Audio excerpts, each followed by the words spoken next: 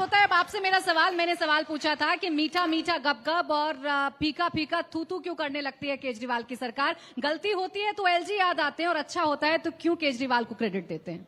देखिए, अब समस्या क्या है कि सुधांशु जी ऐसी बातें कर देते हैं कि उनका जवाब तो देना पड़ता है।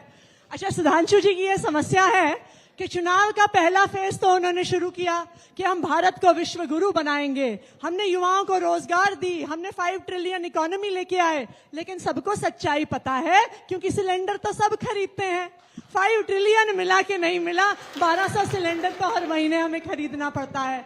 जो सारे भारतीय जनता पार्टी के सपोर्टर भी यहाँ पे बैठे हैं, हमारे ही ऑफिस में आते हैं और कहते हैं जी हमारे खत्म हो जाता है, तो फिर नौकरियां गई भाड़ में, ग्रोथ रेट गया भाड़ में, 5 ट्रिलियन इकोनॉमी गई भाड़ में। फिर इनकी नफरत की राजनीति आ जाती है। 50 साल पुरानी, 1000 साल पुरानी, 5000 साल पुरानी बातें याद आ जाती हैं।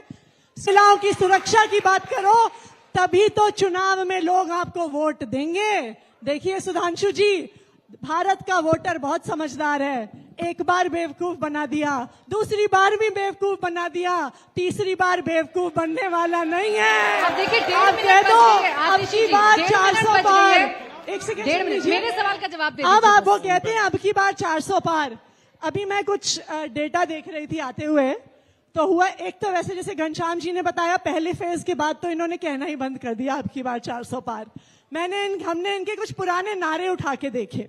अभी दिल्ली में कुछ ही दिन पहले एमसीडी का चुनाव हुआ था, 250 वार्ड है।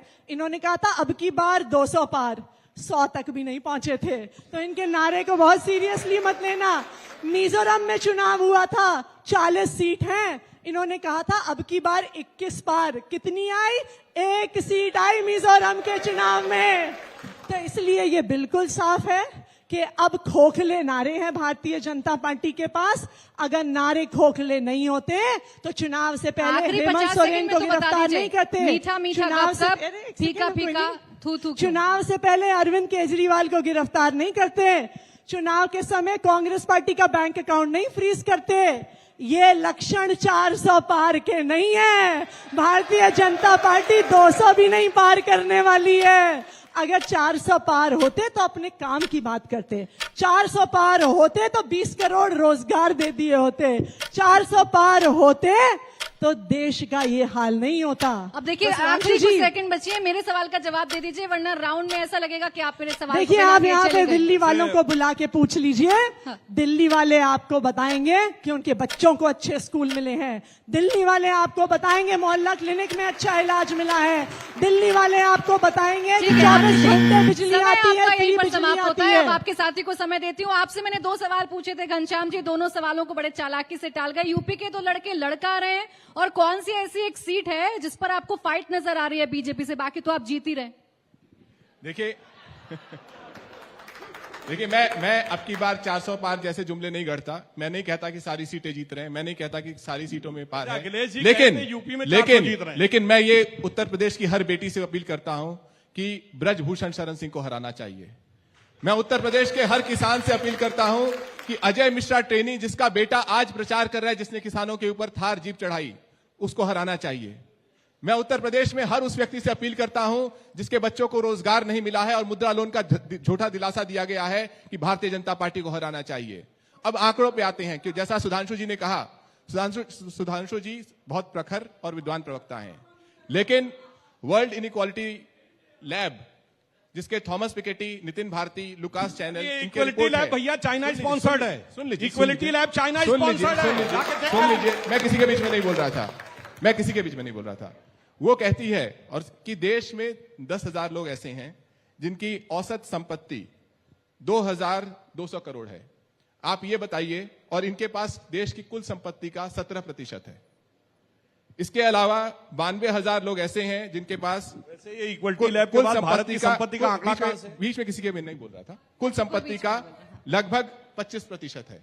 सवाल यह है कि जहां हमारे 50% लोगों के पास 1,73,000 की औसत प्रॉपर्टी है, और किसी के पास कुछ 1 लाख लोगों के पास देश की संपत्ति का 25% है, क्या ये रिडिस्ट्रीब्यूशन की बात कहना गलत बात है?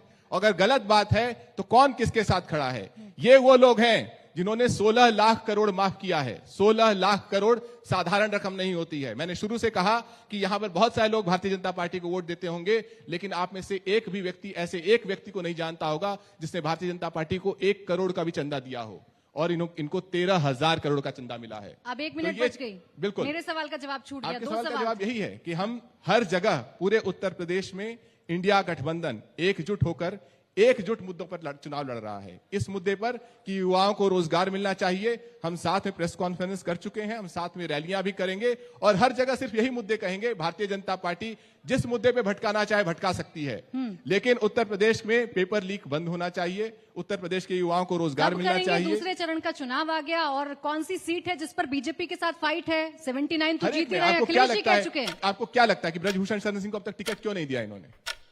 आपको क्या लगता है कि अजय मिश्रा टेनी के लिए 2 लड़कों का डर है। प्रधानमंत्री जी ने रैली क्यों नहीं की? जिन सीटों पे अभी चुनाव हुआ, आपको क्या लगता है कि प्रधानमंत्री जी इतने डरे हुए, घबराए हुए क्यों हैं? उनको अपना रिटायरमेंट साफ दिखाई दे रहा है। जनता उन्हें रिटायर करने वाली है और देश में नया प्रधानमंत्री बनाने वाली है, जो सच बोले, जो आपको भड़काए बता नहीं, दीजिए, आखिरी आपके सेकंड अंदर बची है। उत्साह और प्रेम जगाए। सीट बता दीजिए, क्योंकि आपके नेता ने बोला था एक सीट पर फाइट है। सारी सीटें बताई सब जीत रहे हैं, 80। मैंने ये नहीं कहा, मैंने कहा हर एक में फाइट है। चलिए समय यहीं पर समाप्त प्राची हो जी गया। समय समाप्त हो गया। प्राची जी एक चीज कहूंगी, भारतीय जनता पार्टी की स्थिति इस बात से पता चलती है कि इतने शांत स्वभाव वाले सुधांशु जी भी इसमें इतने परेशान हो रहे हैं आज की डिबेट में।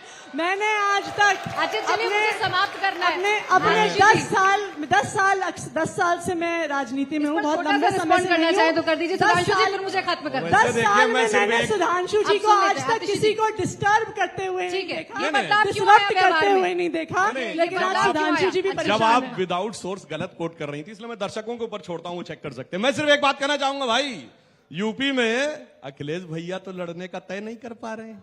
और सुनिए, राहुल भैया पिछली बार चुनाव हार के भागे थे, अभी तो नामांकन नहीं कर पा रहे हैं। और अगर ऐसे 150 आने वाले थे तो जैसे सोनिया जी गई राज्यसभा में भर के पहुंच गई तो कॉन्फिडेंस था रायबरेली चली जाती।